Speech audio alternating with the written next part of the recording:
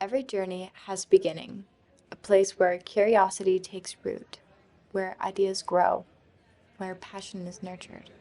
Soundbites is a culinary journey that captures the sights, tastes, and sounds of the world around us. Each episode weaves together the flavors of a dish with the landscapes and voices that shape it. This season, we're digging deeper, exploring the connections between food, culture, and the systems that nourish or challenge us. And for the first episode, we are returning to a space where ideas have taken root, connections have grown, and challenges have sparked new perspectives. Food is more than sustenance. It's a reflection of who we are, the struggles we face, and the systems we need to change.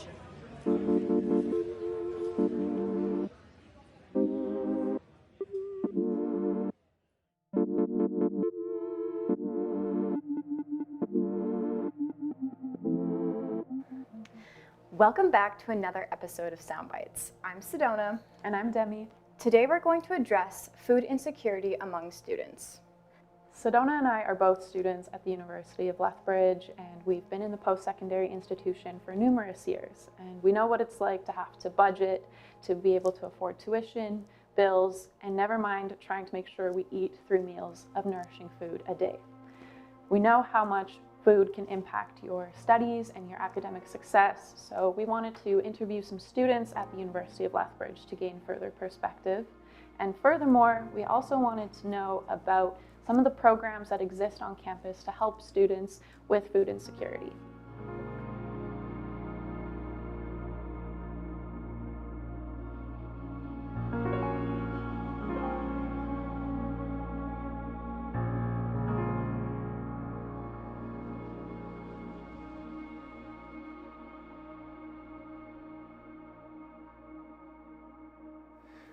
I feel like one of the hardest things to tackle with students facing food insecurity is often the stigma that comes along with it. We have these preconceived notions of what it means for someone to not have access to food, that it means that they might have less income, they might be more poor, not in a good enough position.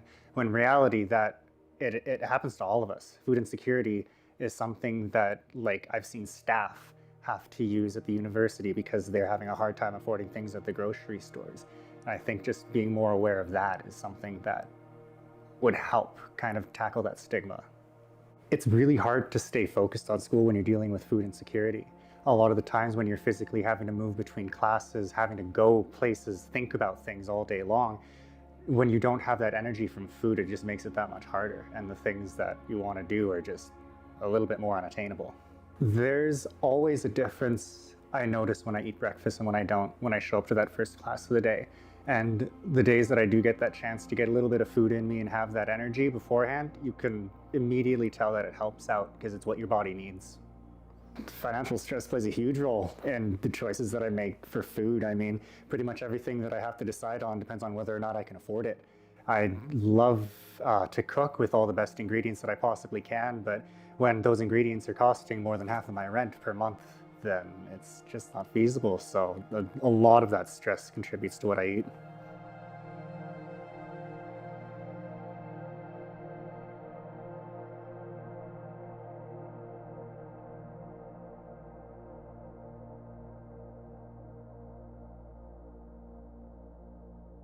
I find around midterm season and finals, especially when it gets to be that time of year where you're constantly studying, I find I'm skipping meals more often than not, and it does have an effect on my performance. I find my ability to focus definitely decreases if I don't actually have breakfast in the morning, which again, when I get busy and if I wake up a little later than I should, I tend to skip breakfast. And so that does have an effect on my performance. I find that by the afternoon, I do have quite a difficult time focusing because of the lack of nutrients that I had in the morning. That's a big struggle with trying to balance taking breaks in order to eat and still keeping up with all of my schoolwork. I would love to see more fresh vegetables and fruits and herbs offered here on campus. That's part of what the Community Roots Garden attempted to address. By growing fresh produce on campus, it helps address the conditions at the university is on a food desert where, again, it's quite a few kilometers to the nearest grocery store that has accessible fruits and vegetables to students. And so I'd love to see more fruits and vegetables and herbs and other produce offered year-round, and not just in the summer months when the garden is open.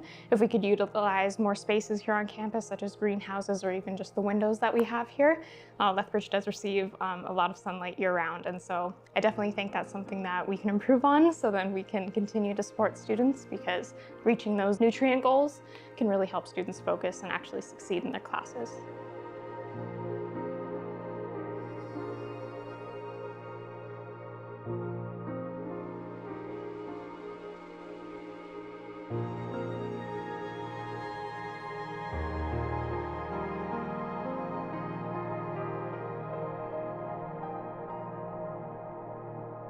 LPIRG is a student levy group, which means it's student funded and in essence student directed.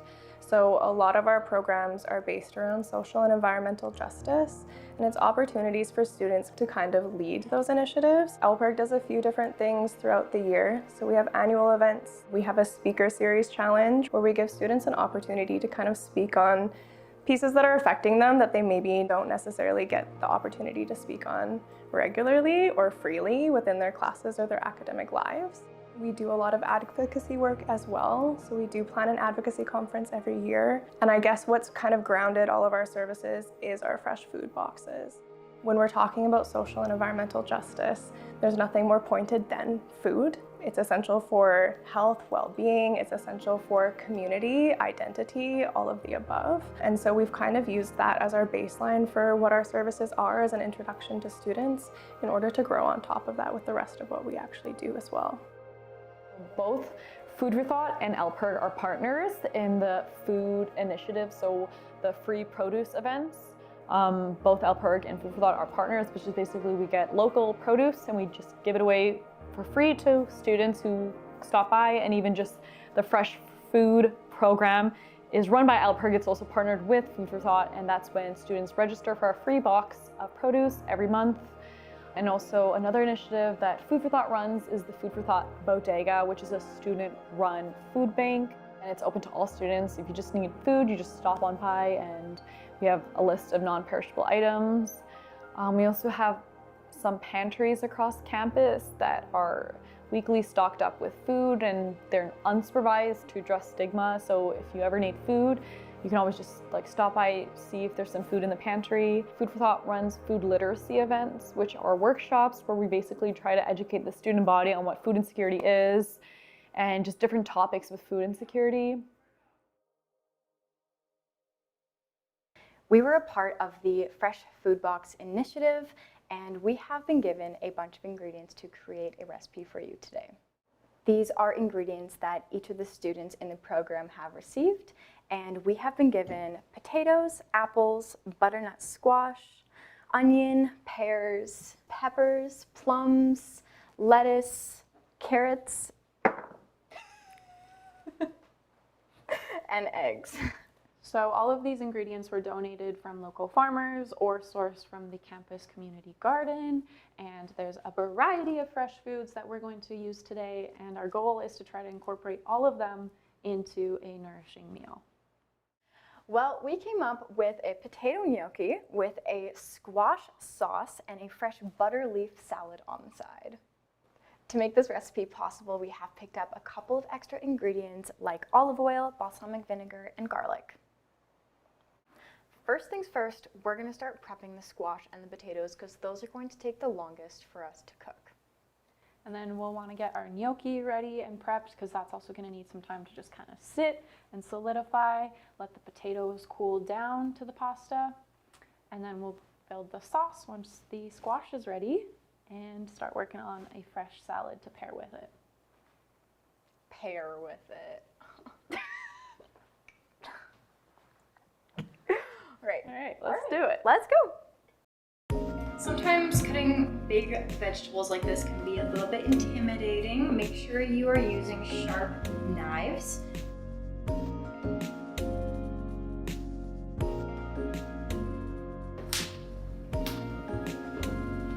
now I have two pieces. Our oven is already warmed up, heating at about 375.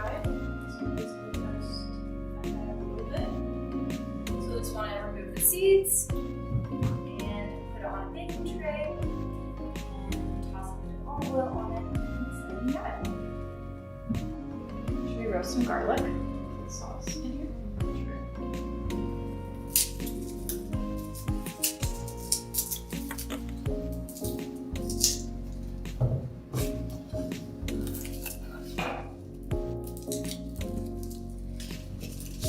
We're gonna prep our squash and garlic with a little bit of olive oil.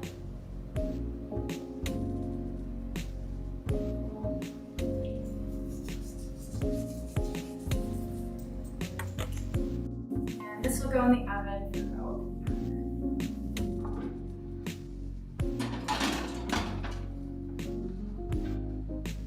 next thing we're going to want to prep is our potatoes. We're going to need to boil this guy down a little bit, so I'm just going to peel it and then kind of chop it into a few fine chunks.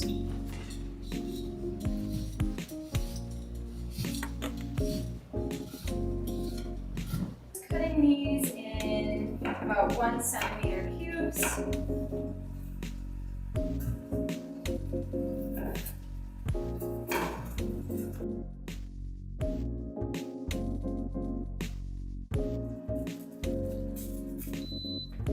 Cool, give that maybe 15-20 minutes until they're soft. So we're gonna chop the onions and the apples for the gnocchi, and then we'll start on all the other vegetables for our salad.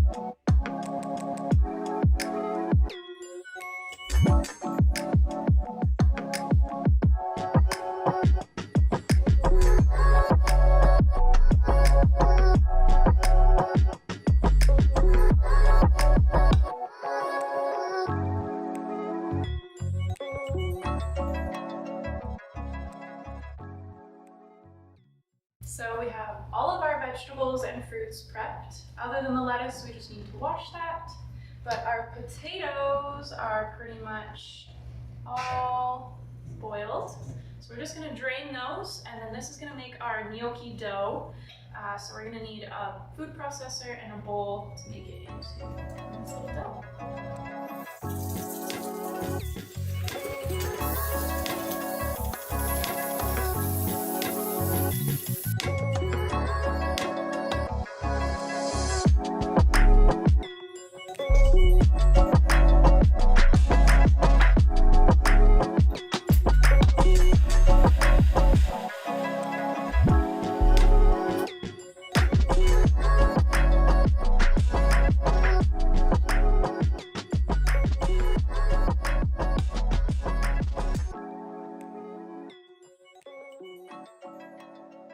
So we have our pureed potatoes, and now what we need to do is just add the flour, some eggs, and a little bit of salt to get the dough going. So I'm going to start by cracking one of our eggs, maybe 1 to 2 eggs, and we're just going to need the yolk. So you're going to want to separate the egg white in a separate bowl. Just kind of go back and forth. Everyone has their own technique. Beautiful. And then we'll start with one and we'll see where we need to go if we need to add another egg yolk.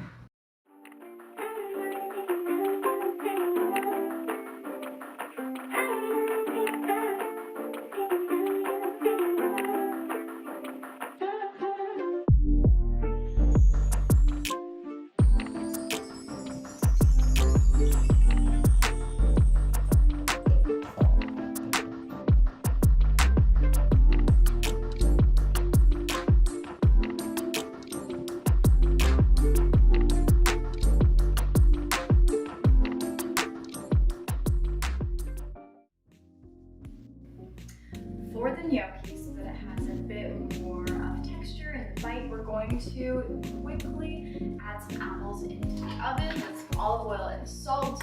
We really don't want these apples to be too sweet because our sauces aren't going to be very sweet. But we'll make sure to give it a nice healthy dose of salt. The combination of sweet, salty, and sour gives umami, so that is the flavor profile that we're going to be going for. And we'll just add a bit of apple cider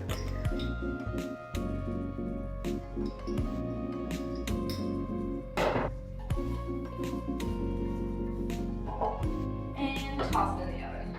Now we're going to saute some onions, and onions are going to be used for both the squash sauce and the dressing. So we'll just take these onions we prepped earlier, toss them in our pan, turn on the heat. We'll cook it at a level 4, toss in a little bit of olive oil, give it a little stir.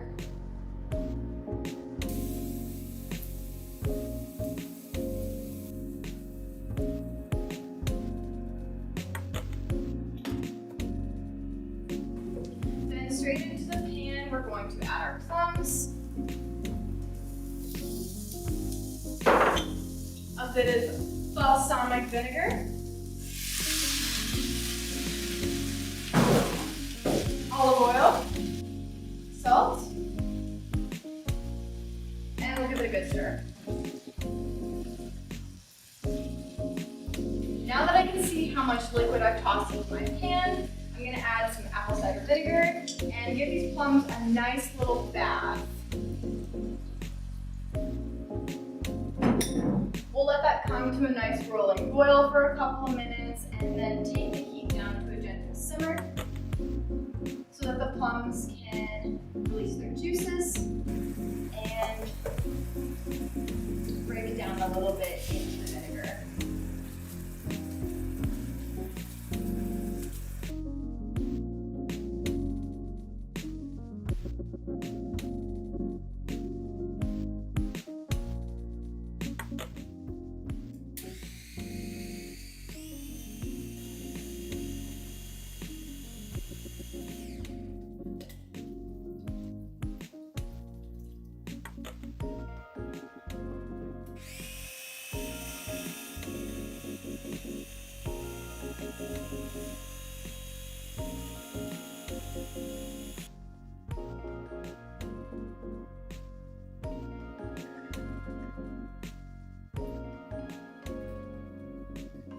So we have all of our squash sauce ingredients prepped and ready. We're going to set them aside and then we're going to blend them together.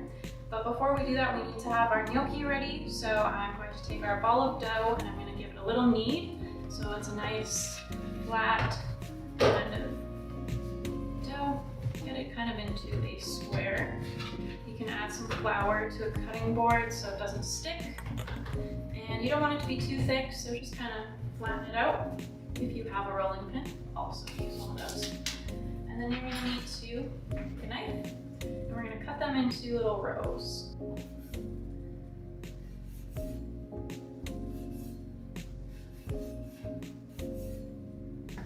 And I'm just going to take a pinch of flour. I'm just going to sprinkle it on my cutting board and roll the potato dough out so that they're not sticky.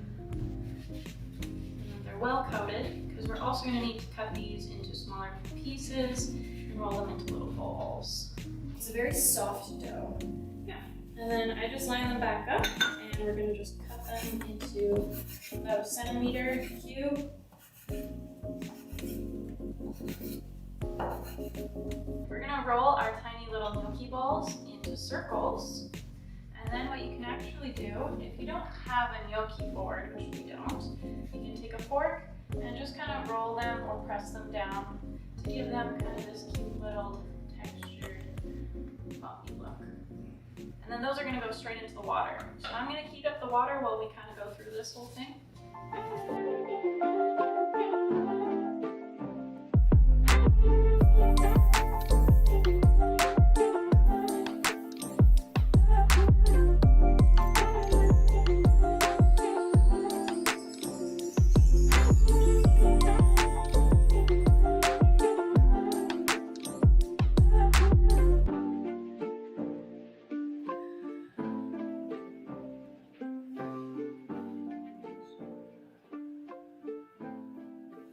So we have our board of gnocchi here. We rolled it all, and now we just need to add it to a boiling pot of hot water. So I'm just going to salt that and gently place them in. Meanwhile, Sedona is going to blend up our squash sauce so that as soon as the gnocchi is ready, we can just stir it up and serve.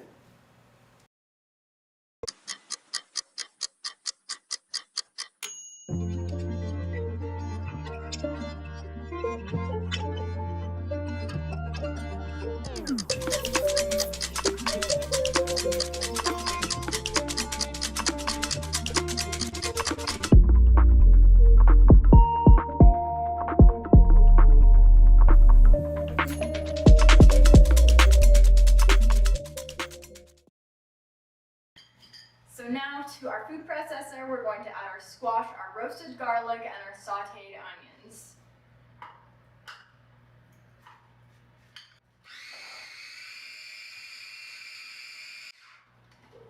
All right, let's give it a taste.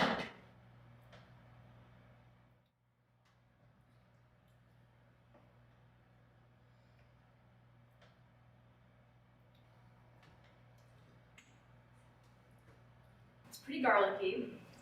It's pretty sweet. We'll just add a couple of spices like rosemary and oregano.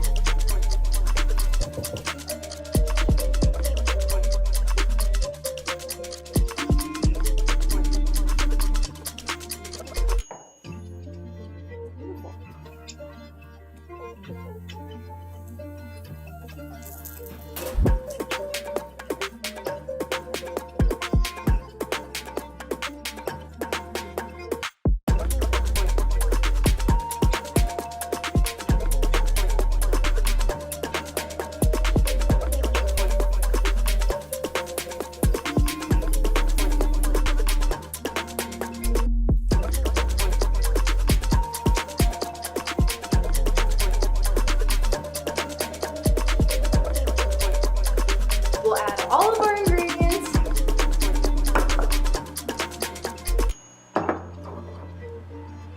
But we'll leave the pomegranate till the very end.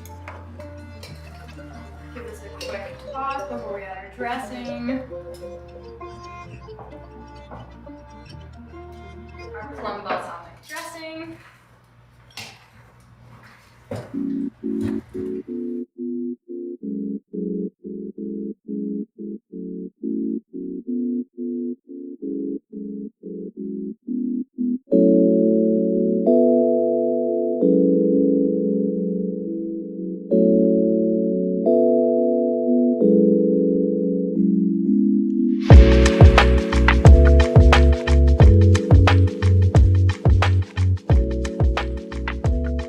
I'm so proud as to what we've accomplished today, Demi. I know, this is crazy. Like, these were some really fun ingredients, and trying to figure out how to pair them all together to like actually give a balanced meal. I think this is a really good idea. Lots of fun different flavors to experiment with. So let's give it a final taste. Our lovely potato gnocchi with butternut squash with toasted apples. Nice. And then we've got our nice butter leaf tossed salad, peppers, pears, some carrots for crunch, all tossed in our beautiful plum balsamic dressing. And we're just gonna add some pomegranates. Yeah. Should we do it on both? Yeah, I feel like it'd be good on both. You want to do yours? Sure. Cheers. Look at that color. So okay. Very fall. They say the more color, the more nutrients. True. Alright. Cheers. Cheers, Demi. What are you going for? I'm going for the gnocchi. Yeah. Mm-hmm.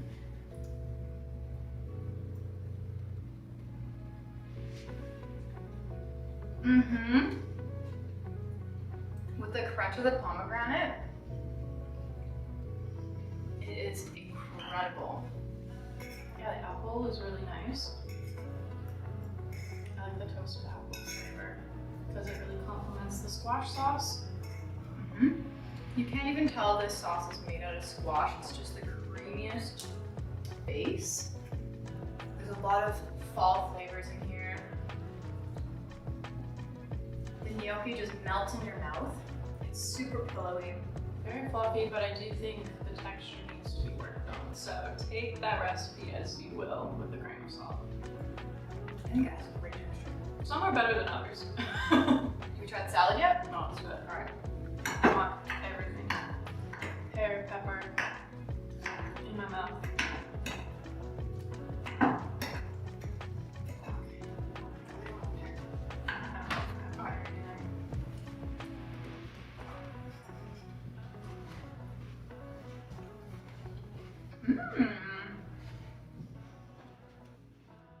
It's nice to just like kind of throw fresh ingredients together, especially if you have just like some leftover veggies in your fridge. Throwing them into a salad is a really great way to utilize that. Especially if you have some fresh fruit that's maybe going out the door, you can always turn it into a quick dressing. So overall, some of these ingredients were maybe a little bit more on the pricey side. For example, plums and pomegranates aren't necessarily the most seasonal fruit at all times, so they can be harder to source. But I do think it was a really good time for us to try and explore a recipe with butternut squash, with that being in the late like fall, winter harvest season. So really easy dish to make with the gnocchi as well. Potatoes are always kind of in stock in my house. A lot of the time when you cook, you gotta work with what you have. And I hope we inspired you to embrace more creativity into your own kitchen. Yeah, good job. Yeah. Great job. Advocating for better support systems isn't just necessary, it's essential. Because when we feed our communities, we empower them. The conversation starts here, but the change begins with all of us. Until next time, keep listening, keep learning, and keep sharing your sound.